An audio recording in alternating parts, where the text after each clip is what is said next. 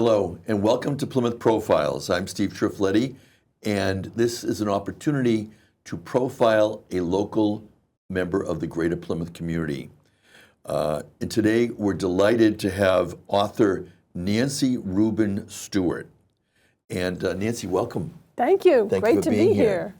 Nancy, for people that haven't met or heard you before, tell us a little bit about your background. Where did you grow up? Oh, I grew up in Malden, Massachusetts, and went to college at Tufts and went to graduate school at Brown, and then got married and lived in a number of places. Rochester, New York, while my then husband was training. Later in Manhattan, then in Westchester County, raising children. And then later, when I met my second husband, many years later, then Manhattan again, and then finally Cape Cod when he retired, and then 6.5 years ago to Plymouth. Great. Yeah. And we're recording this in spring of 2024. Now, your first book, when you were 9 years old, tell us a little bit about that. Oh, okay. It was a story about our dog and how he was a Kerry Blue Terrier, and there was somebody else walking a dog exactly like him, and we had a babysitter, and she got the dogs mixed up. So that was the story, and I wrote it on foolscap, and I darned in a book binding on it. Anyway, eventually we had to write a story for school, and I don't know whether I gave him that or whatever, but when my mother and father went for teacher, talking to the teacher, she said, "Is this stuff real? She keeps writing these stories." And my mother said yes. So did you continue to write when you were in school or college? Yes. Actually, I did, and I really began to focus. Took a few creative writing courses, a lot in English Lit, though. And I did write poetry, and I was the class poet at commencement. So, that was wonderful. Yeah. And I read that you've also been involved with the Bread Loaf Writers Conference, Yes. which was familiar to me because two of my children went to that. It used to be at Middlebury College in Vermont. Yes. Well, Bread Loaf has its own campus outside of Middlebury in the mountains. It's great. It was wonderful. It was inspiring, and I won a scholarship there and all of that. It grew out of, I was then working on some fiction. Yeah. So you graduated from school, you were raising your children, and that experience of raising children in the suburbs helped prompt your first book? Well, it wasn't quite like that. I was working for the New York Times. I was a contributor. I wasn't a staffer. And I was writing for them for about 5 or 6 years. And I went to Bread Loaf. And they said to me, and I could see they were not going to hire this suburban housewife. No, they wanted a 22-year-old from Peoria who'd won a Pulitzer. So, I didn't know. Anyway, they said to me, "Look, why don't you write a book?" And I said, "What am I going to write a book about?" And they said, "What you know." And I did a lot of demographic and social movement work in my writing. Mm-hmm. And so this was very early. This was in 1980, 79, 80. And the ERA was coming up, and there was a lot of issues about women at that time. Women were returning to school. The suburbs were changing. They weren't just powered anymore by free woman power and low-cost fuel. Things were changing. Mm-hmm. And I could see the changes because of my reportage. Mm-hmm. And so that's how I wrote my first book. Yeah. And that time was about the time, as a contemporary of yours, my children were born in 79 and 81, so, right around that time. Mm-hmm. And it was titled The New Suburban Woman Beyond Myth and Motherhood. What does that mean? Well, because the idea of suburbs were that the women were home and they were really taking care not only of the home and all of that, but the kids and all the volunteer work. And that's what was making things happen. But things were changing. There were single women suddenly in the suburbs. There were many of the corporations had moved out, at least in Westchester County, to what were the Golden Mile, so-called corporatization out there. So women were finding jobs, and they were returning to school. And other changes were happening too. And of course, there was all of the talk about the second wave of feminism and the social consciousness groups and all of that. Childcare, well, that was actually involved in the second book. But all of these changes were changing the whole sort of construction of suburban America. And I On that book, I studied the most typical suburban areas in the country, and I went to 6 different communities around the country, in the nation, everywhere from California, Florida, East Coast, West Coast, Midwest, and studied and interviewed through groups. I interviewed about 400 women. So that's how the book came to be. And then a chapter of that book, I could see there was, I had friends who were home, good friends, and I was one of the few who was working, but I could work part-time for the New York Times at that point. Nice. So, but I could see there were other people who were working. There was a lot of tension between women who were working and women who weren't. So one of the chapters in the book was about that. And my agent sold it to the Ladies' Home Journal, which did a whole thing on it. And that got picked up by the then hot TV show, Phil Donahue. And so there I was on national TV twice. I had never been on TV or any of that. And anyway, that was the first book. And let's talk now about the second book, because you kind of alluded to it. The Mother Mirror, How a Generation of Women is Changing Motherhood in America. Well, you see it today. It's what we have today. And again, because of my work as a reporter, I understood a lot about social trends and things. And I was looking at how childcare had just finally come in, at least in some corporations were offering it themselves, and others were childcare corporations. Just were that. Women were going back to work. Surrogate motherhood was just coming in. I went and actually, I think I went to Norfolk, yes, where they were first pioneering in vitro fertilization, and that was coming in. Mm-hmm. I mean, all of these things were changing. Women, there were many other changes. There were suddenly a lot of single women in the suburbs. Well, they're either working in nearby corporations or commuting to the city. You never had that before. When I grew up in the suburbs, all the mothers stayed home. Right. You never knew of anyone who was working. Right. So these were things that I wrote about and again, interviewed many people. I don't know how many, but many all over. That was the second book.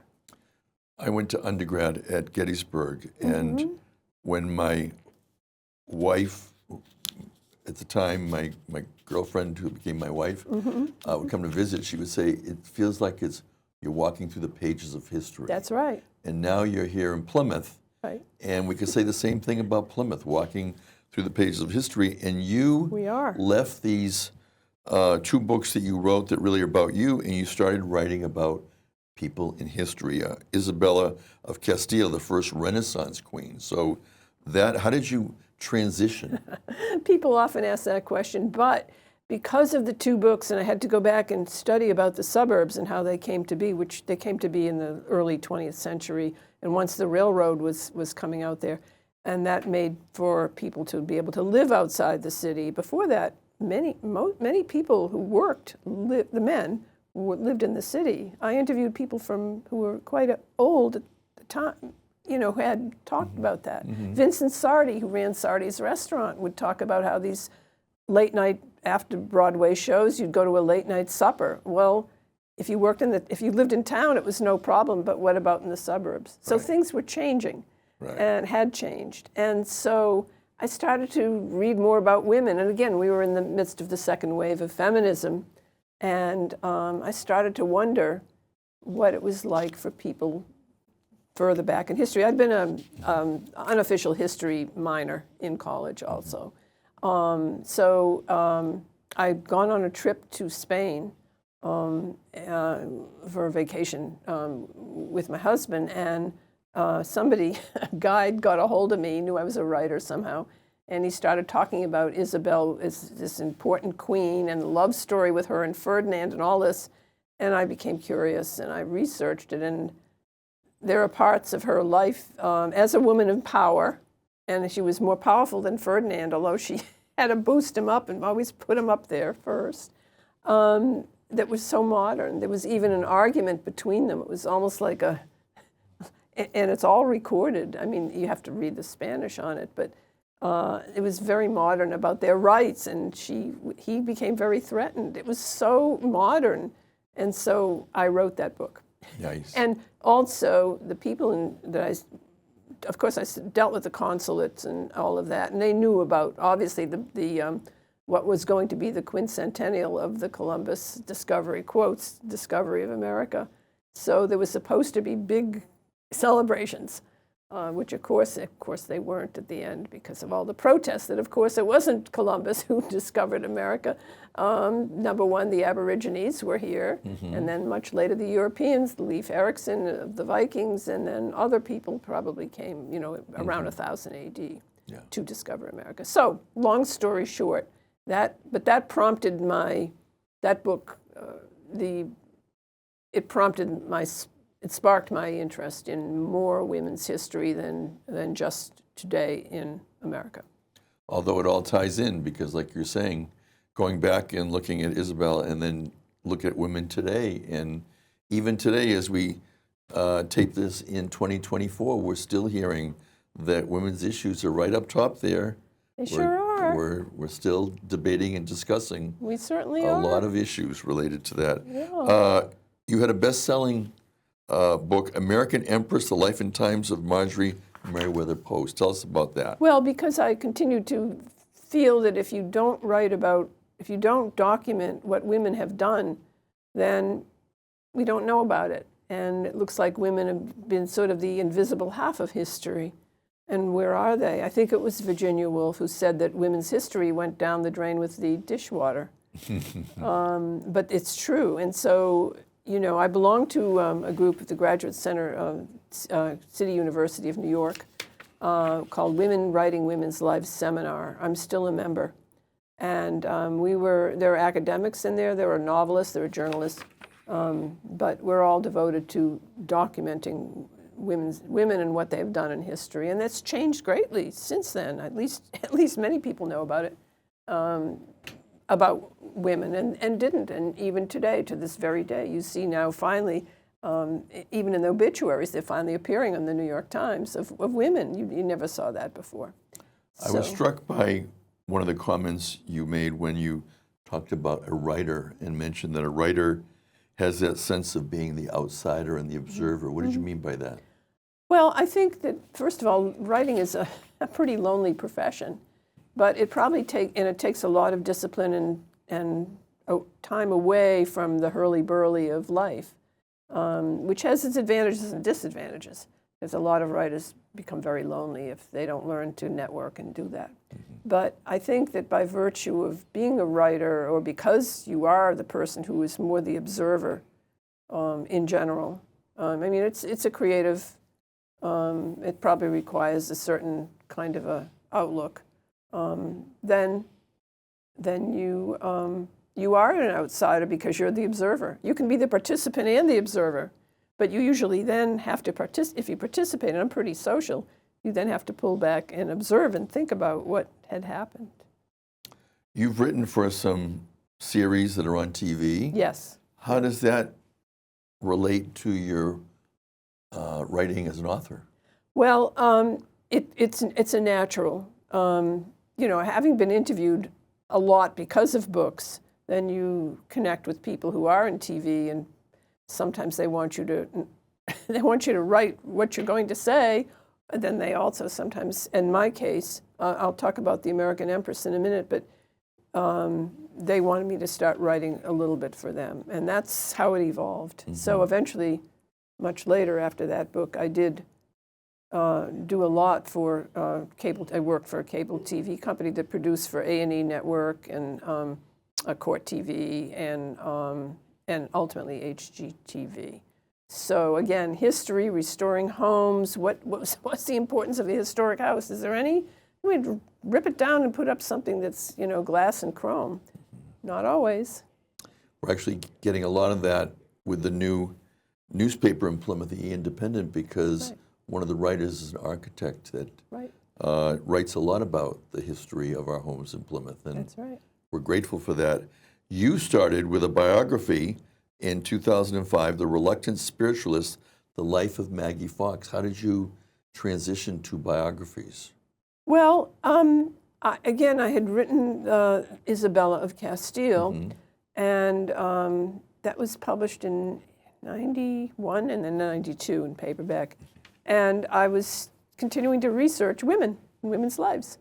And then I came across, I have to tell you, Steve, I never write anything unless I start with a question. And my question when I came across Marjorie Merriweather Post, the breakfast cereal heiress, Post Toasties and all of that, was her life was surprising. She was so empowered, she was an heiress, that she was able to do things in the early 20th century that women are only beginning to do now. I mean, she became ultimately the head of her own, she became on the board of directors finally, was one of the first women to be that on a Fortune 500 company. So that was fascinating to me, but she also had a lot of contradictions in her life. And so my questions were why? And so that led to writing that book, and met some fabulous people, including secretaries of the Navy and actually Lady Bird Johnson, many other people who knew her. She was extremely prominent and internationally known. She'd been dead for a number of years. So that book was just another example of women's history. It's still in print. It's still actually selling online, so which is great 30 years later. So now bringing you really to Plymouth, one of the books that you wrote, we have here The Muse of the Revolution, and I'll just show this right here, The Secret Pen of Mercy Otis Warren and the Founding of a Nation. So this brings us to local Plymouth. How did you happen to get involved in writing about Mercy Otis Warren? Again, the questions, researching history. There was a book written in the 19th century by a woman named Elizabeth Elliot, who wrote about the women of the American Revolution, and I came across Mercy Otis Warren, and I could not figure out, back to the question, why don't we know about her? She was so important. She's the only woman who wrote a history of the American Revolution, and she lives here in Plymouth. And we don't know anything about her. She was a good friend of Abigail and John Adams and many other important people, and we don't know about her. So I scratched my head and began researching. And I was then living in New York City at the time. My husband I can say and I. how ironic that you would be writing about someone from Plymouth when you weren't living in Plymouth, and now you do. I know. Well, we would vacation in Cape Cod, and of course I would see the statue of Mercy Warren, or I discovered it. Let me put it that way. But I was already interested in her, and so when we moved to the Cape, but by then I had already. So I published the book because I was curious, and when I did book tour, there was a lot on the Cape because she was so well known on the Cape. And I knew that she spent most of her life, in fact, she wrote her important anti-British tracts and plays and everything else here. And she wrote her history of the rise, progress, and termination of the American Revolution here, 3 volumes. And she wasn't known in Plymouth. I went to her historic homes, the one that is still standing near the Eel River, and the one that is downtown that is now 65 Main Street. And in fact, went and it was allowed by the attorney who owned it for me to tour the house. So I couldn't get real answers. People said there had one point been a plaque.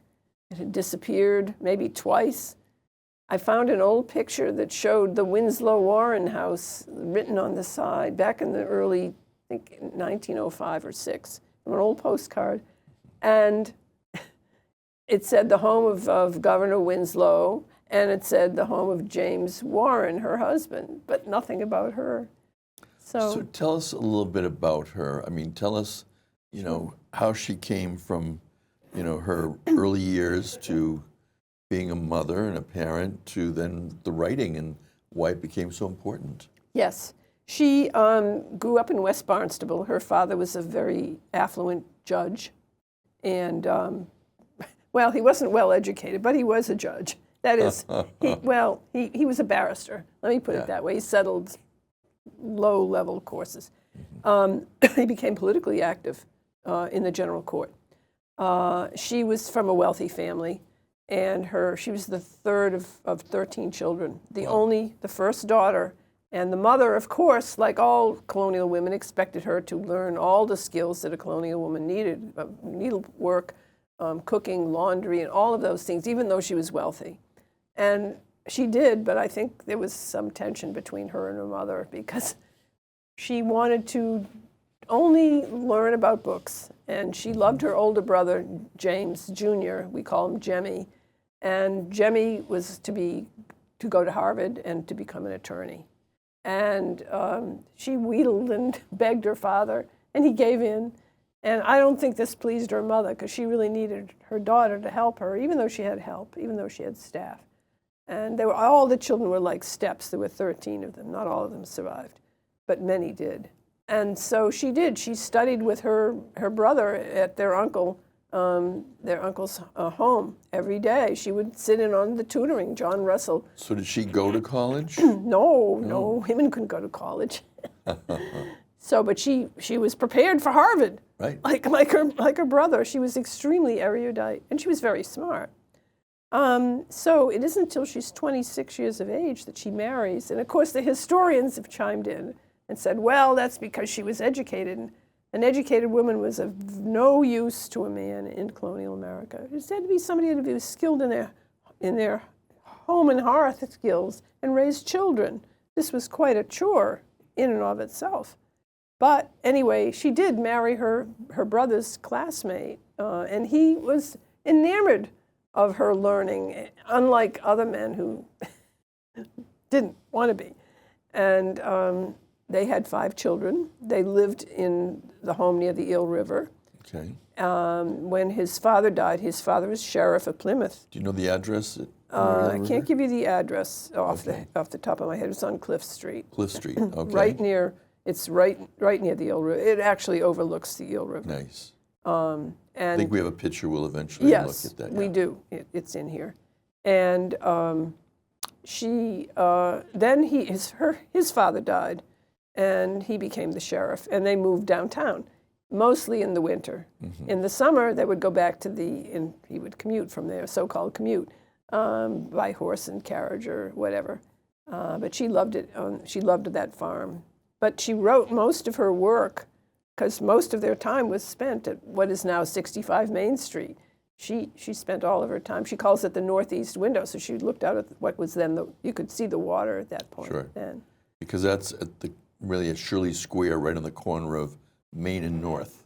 Yes, and that was called Liberty Square at the time because her husband James was a patriot and good friends with John Adams and Sam Adams and that whole gang. And in order to avoid the scrutiny of the British, who of course were occupying Boston during the 60s, they would meet in Plymouth. And she, being the hostess, would of course serve them a meal, and like the good colonial wife, would sit in the chimney corner. But John Adams caught on to that pretty quick, that she was very bright and well-informed and educated, and he would invite her to continue to hear these things and to contribute. So here this is going on in Plymouth, where you've got some colonial meetings, so to speak, with John Adams and others right here in Plymouth. Mm-hmm. It certainly was. And it was called One Liberty Square. That was the nickname for it, was One Liberty Square. Anyway, her brother, Jemmy, had been a very prominent attorney. One of his clients was John Hancock. But he was very outspoken and bombastic. And he hated Governor Hutchison. He railed against all the British acts, of which go through the 60s, all of them 1760s. And he hated them, and he hated Hutchison, and he actually took a lawsuit. He had a lawsuit against Hutchison. Well, the judges were all, of course, British subjects and beholden to government. And so it was ultimately, they dismissed it finally. It was a great furor. John Adams said it was then, quote, the child of liberty was born. Well, so Jemmy had a reputation as a real difficult person. And the British looked on him with great scrutiny. And of course, he kept writing these treatises against the British, stirring up more and more British sentiment against them. And then finally in 1769, and he was in a coffee house in Boston, and he had already, the night before, I think, declared that certain British officers were blockheads. And by the way, there's a whole play on that later with the blockade of Boston, and then the ironic play, the blockheads of Boston. But anyway,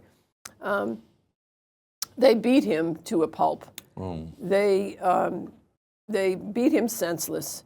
John Adams was there, or saw him soon after, because they were all friends, and said that he had wounds in his forehead so deep he could lay a finger in it. So he never recovered his sanity after that. And that left Mercy, who was so devoted to her brother and was obviously a quiet patriot, to begin to write in his place. And she did. She was connected with his old associates, the Whigs in Parliament, because he was writing overseas and all of that. Well, John Adams, of course, was encouraging her because she was so well-spoken and she wrote so well. And finally, after the Boston Tea Party, he begged her to write a poem about it, and she did. It was called The Squabble of the Sea Nymphs. And in it, these characters who are battling with Neptune, of course, it's all done in neoclassical style, go ahead and try to drink the water in the Boston Harbor, and it tastes like Soolong and Souchong tea. So it was very popular. But her name isn't on it because women, A, didn't supposed to know about politics, and B, certainly not speak about them, and certainly, C, not write about them. So she started to write anti-British plays in the 1770s that became more and more vitriolic against the British government. And the most vitriolic of all was called The Group. It was published in 1774. John Adams wouldn't even let her finish the draft. I mean, she finished the draft and she wanted to work on it some more. He immediately had it published. But these plays were all published. Now, Puritan Boston would not allow plays to be performed in the colony of Massachusetts. So they were just published, and they were published in prominent newspapers like the Boston Gazette and the Massachusetts Spy and so on, enormously popular. But the one in 1770, The Group, this happened just a month before the breakout of violence, 1775, 19th of April. The bloodshed in Lexington and Concord, which, of course, was a spark for the revolution. So Mercy's husband was politically active, and very much so, and had a high position. He's known as General James Warren. But Mercy's name is not on any of those plays. And so there's much later, people claim it. People claim the play. There's no such thing as copyright in those days. You probably know about this. As an attorney. But so other people took credit, but she was known in private circles as the one who did it. And after your research bore that out. Yes. Oh, yeah. Yeah. And there's a story that goes with it, but I'll get to that. So she continues to write more plays, and after the revolution, she and James are very disillusioned because the ideals of the original ideals for the revolution are thrift and simplicity and honesty. And after the revolution, and independence, and our own country, our own style, not imitating. Well, people went back and made clubs that were like British clubs and bought British clothes and goods and there were elitist groups and all these divisions that horrified her and her husband. It was like a betrayal of the revolution. Her own son, she had 5 sons, by the way. How she did all of this is quite amazing. Mm-hmm. But one of her own sons, the others were patriotic. This one became a gambler and who knows what all else. Pretty bad, but anyway. So they became very disillusioned. However, they did buy Governor Hutchison's old house in Milton and lived there for a while, which gave them great satisfaction. He was their most bitter enemy. He'd, of course, long since gone to London. Mm-hmm. Later, finally in 1792, when women were finally getting their voice, actually having a byline in England, and here too, they were beginning to get bylines, she published some other poems and plays in her name. But meanwhile, she's been writing this history of the American Revolution because John Adams had been after her forever. Write this history, and she'd been doing it for 30 years. Now, she and Abigail and her husband, during the Revolution, had to go to Boston to have a variolation, which is like it's to protect you against smallpox. This was a gift from the British to us, were smallpox epidemics. Mm-hmm. She didn't get inoculated because they want hypodermic needles, but the process was called variolation.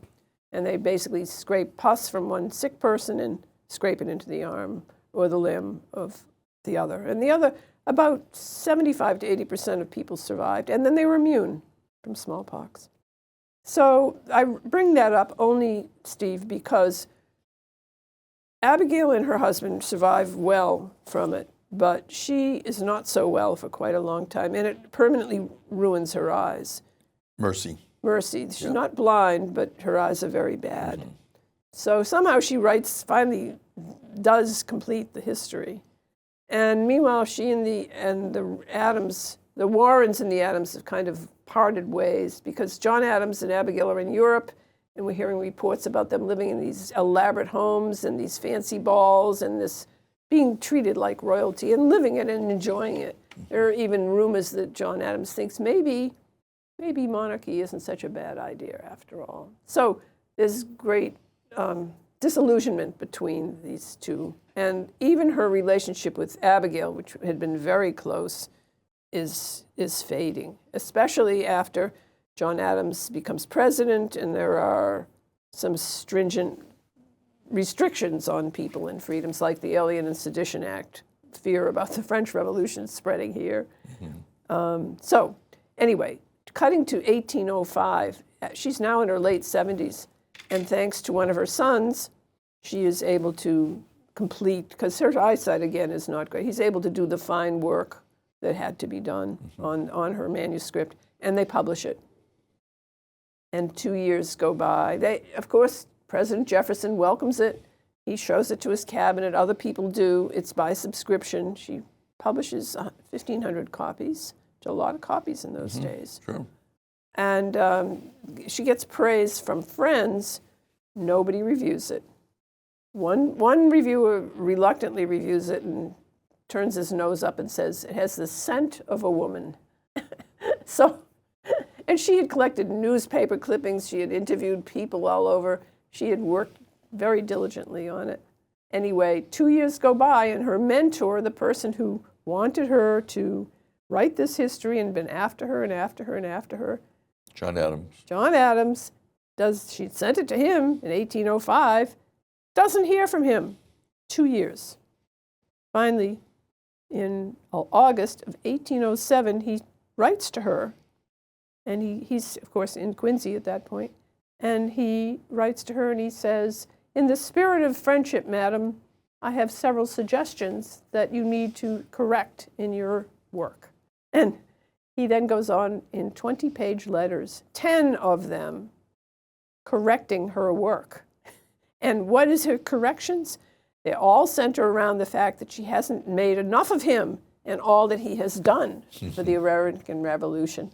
And she responds and says, well, if I made a mistake here, but I'm not writing, there are other people who are involved in this revolution, and they go back and forth. She's 6 letters. She can imagine in the summertime she's writing, he writes 20-page letters, a quill, pen. And finally she just puts her hands up and she says, look, I will make any corrections that are factual errors, but this isn't about you. This is about the American Revolution. And I'm not going to have anything to do with you until you apologize. Wow. Strong woman. Yeah. And but now she's almost 80 years of age. Yeah. And so 6 years go by and they don't communicate. But then the Adams' daughter, Nabby, dies, breast cancer. Mm. And Mercy and Abigail renew condolences and friendship a little bit. And about a month later, John sends her some mementos from the early days of the Revolution. It's very touching when you read it. It's very powerful and sad. And he's also now, he's younger than she is, but he's in his early 70s. She's in her 80s. And he says the day is short with us. And they reconcile. And in 1814, so they exchange letters and so on.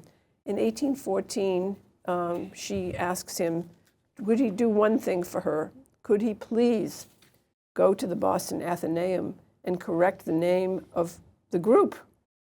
The library had, of course, another plagiarized name on it, and he does. And if you go to the Boston Athenaeum and you see this, you see the manuscript. He has written all over it. This play was written by Mercy Otis Warren, signed President John Adams, and Nice. it's very, very nice. And she dies about less than 2 months later. But she knows. 14. She's 86, but she knows. Yeah. Yeah. But she was right here in Plymouth. And she is the only woman that we know of who wrote, and of course, much of this is eyewitness, history of the American Revolution. And I recall when you spoke before to our Rotary Club that you talked about there wasn't somebody else to really write it during the Revolution, and that John Adams Yes. was There wasn't, because begging him. Yes, well, begging her. when he was in Congress, Continental Congress, and so on, and earlier in all the beginnings of it, he was in Philadelphia, and she was here, and she would go to be with her husband, who was very active in the Massachusetts version of what would become the General Court with the Patriots in Watertown. She would go to be with him, and she would report on what was happening in Boston at the time. The soldiers were still here, and because nobody had the time, it was a absolute frantic time with soldiers and defense and communications and trying to form a new Continental Army and so on. And she was the only one. She would report to him, and he was grateful to her for it. So she saw it right from the start, right in her own family. So let's bring up some of the slides that you brought today. Okay. And tell us a little bit about what we're seeing, because I know that we have a number of portraits and that we also have some photos of some houses. And it would be helpful with these photos that were contained in some of the book. No, actually, there are some in there. I don't think all of them are in there, however. Yeah.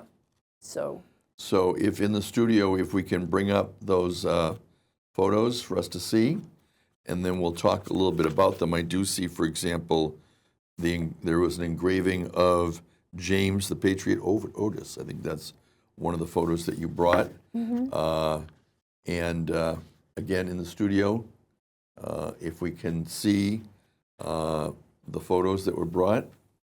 And while we're waiting for that, you're currently serving as the executive director of the Cape Cod Writers Center. What does that mean? yes, well, it's a year-round writers center, and we offer craft sessions throughout the year. And it's the center, by the way, the Writers Center is 61 years old, which is one of the oldest in the country. I think Breadloaf is first, and we may be second. It's hard to document it, but we are been around a long, long time, and we help writers get published. Nice. We offer classes, and we offer a very large conference every summer. So our conference this summer is August 1 to 4. Yeah. And so when I came to the Cape, they invited me to become the director. And if people wanted to contact you about that, how would they do that? They should go to our website, Cape Cod Writers Center, and they'll be able to connect with us. And our website itself, will indicate when registration opens, and also our classes, and all about membership, and all of those. All of that kind of information. So we're here with Nancy Rubin Stuart. She's an author, and we've been talking about The Muse of the Revolution, The Secret Pen of Mercy Otis Warren. And Nancy, you brought some photos. Tell us about them. Yes, these are photos that I often use when I give a talk, and they make her become more alive. So this first one is her father, James Otis Sr., and he's the one who actually allowed her to be educated.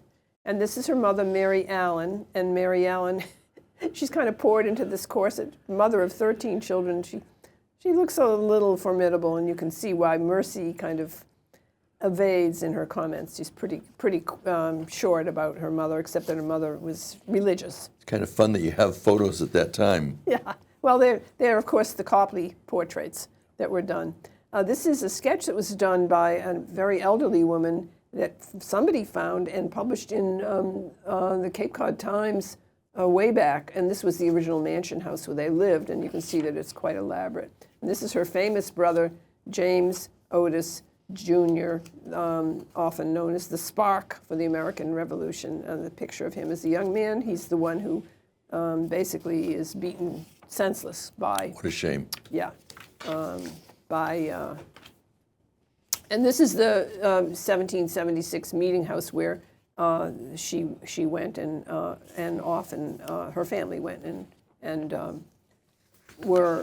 went on Sundays. And this is the home of her uncle, John Russell, who tutored her and Jemmy when she went to... And where was that? That is in West Barnstable. This is the famous card table that she did to prove her housewife type skills, and it's quite elaborate. Most people did a chimney, most girls did a chimney piece. She did an elaborate card table. It's still, by the way, in Plymouth at the Pilgrim Museum, the Plymouth Hall, and you really should go see it. It's quite remarkable. Pilgrim Hall Museum, that's terrific. Yeah, So, it's there. right here in Plymouth. And this is the picture of her that was done by Copley.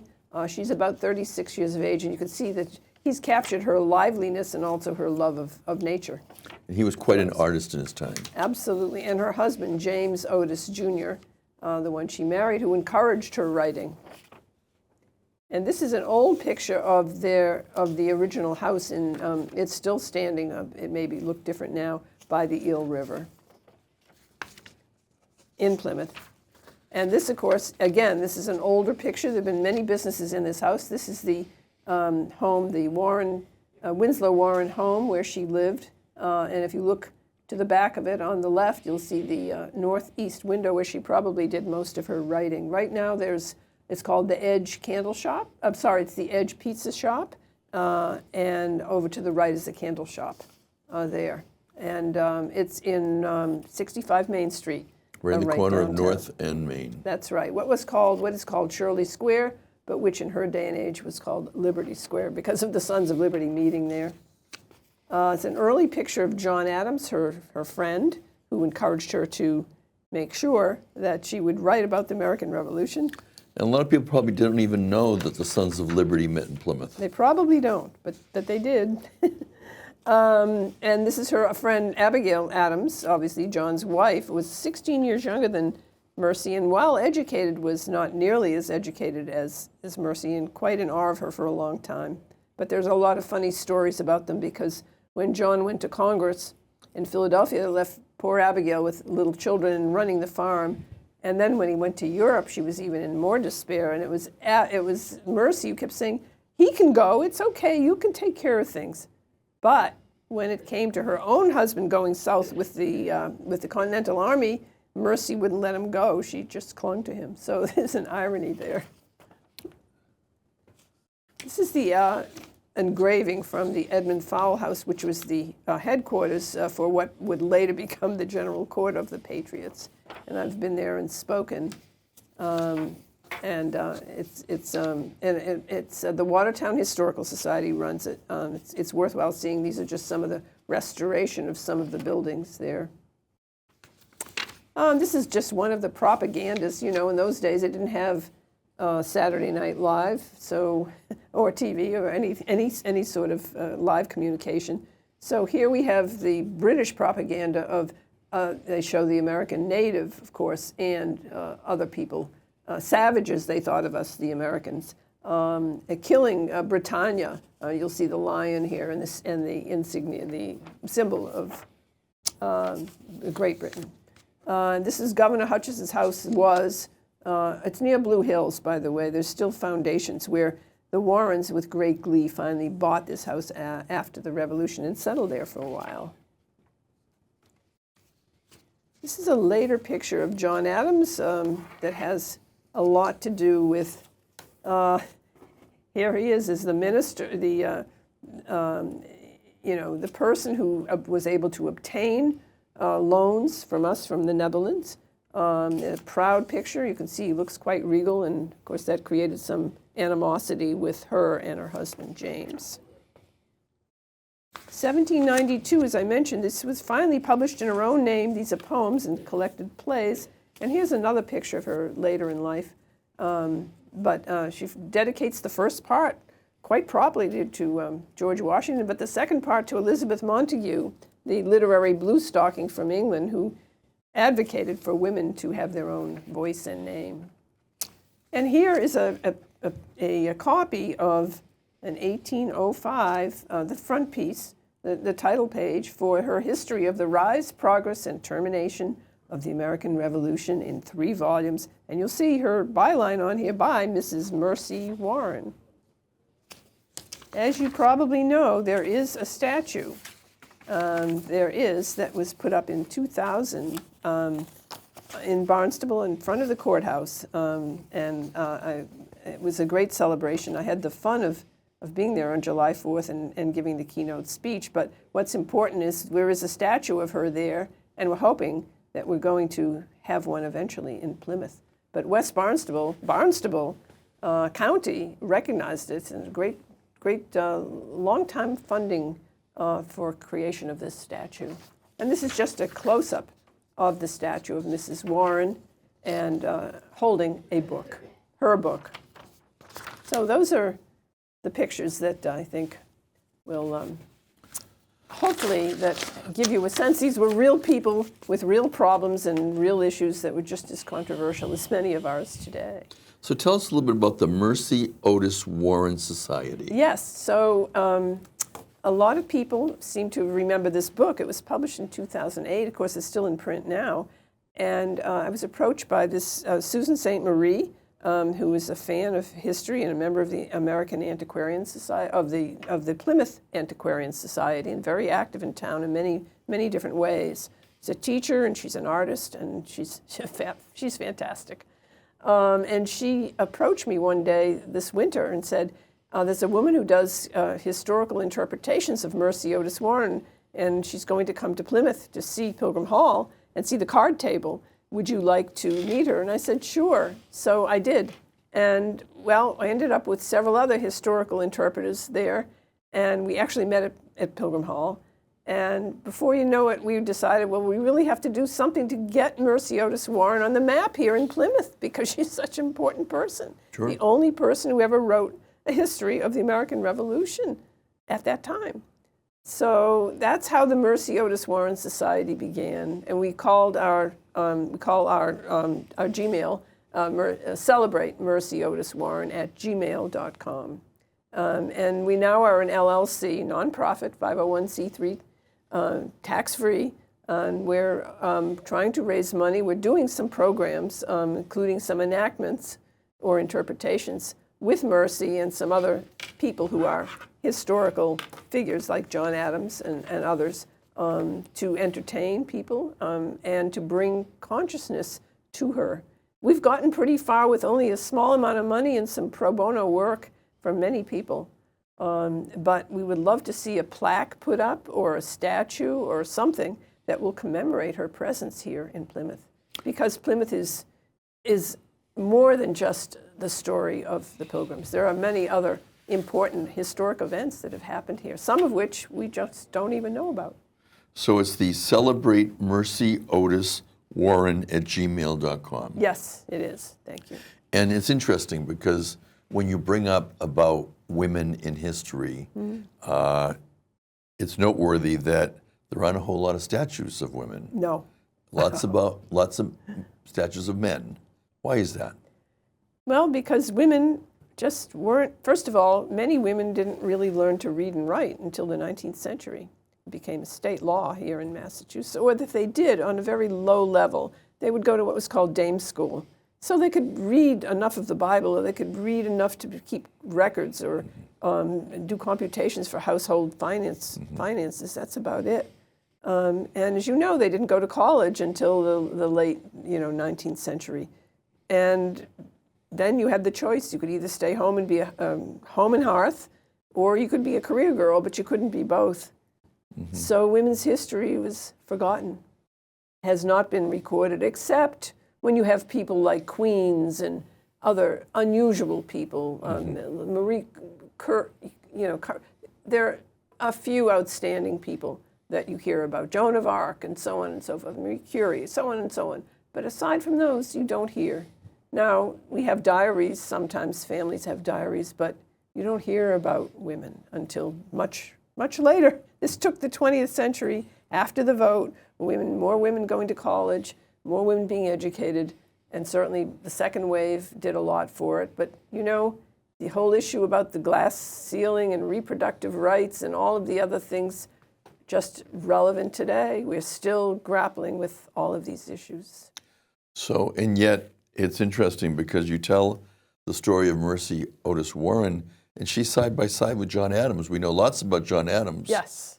And yet people like her, and she probably wasn't the only one, we just don't know about them. No, we don't. We don't. You have this bookmark. Yes. What is this bookmark all about? Yes, this is if you become a member, you will receive one of these bookmarks. It has our logo on it for Mercy Otis Warren. And it's a reminder, and I think the important part is on the front, where there's a quote, which is just as relevant today as it was 249 years ago. And this is from her history. The people may again be reminded that the elective franchise is in their own hands, that it ought not to be abused, either for personal gratification or the indulgence of partisan acrimony. And you started to touch on this, but as we wind down, again, filming this in 2024, and we hear this year a lot about our democracy, about the founding fathers, our Constitution, what was intended. How does all of this that you're writing about going back to the 1700s, how does it speak to us today?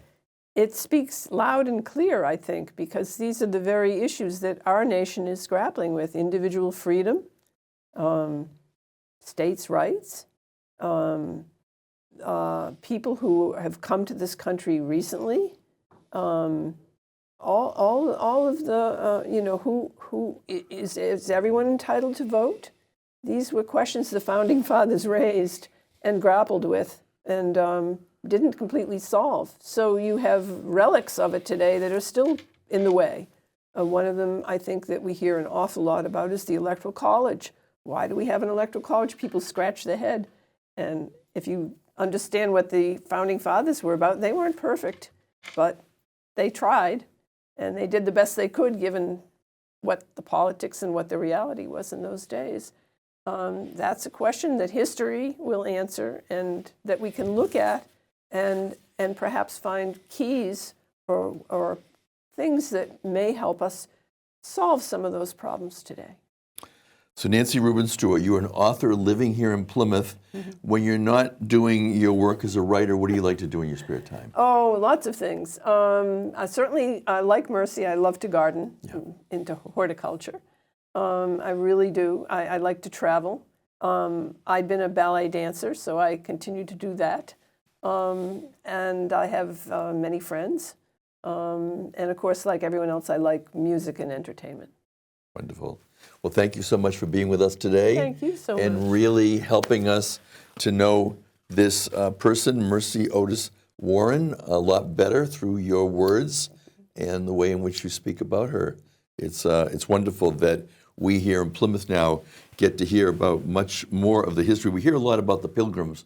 We don't always hear about the Revolution, and yet clearly from your writing and your research, Plymouth was very much involved. It was, and not everyone was on one side or the other, too. And you know, a lot of people were ambivalent about the revolution, but there were a lot of heated arguments on both sides here in Plymouth. Nancy Rubin Stuart, thank you for joining us today, and thanks to all of you for joining us in this edition of Plymouth Profiles. And please join us for future presentations. I'm Steve Triffletti. Good day.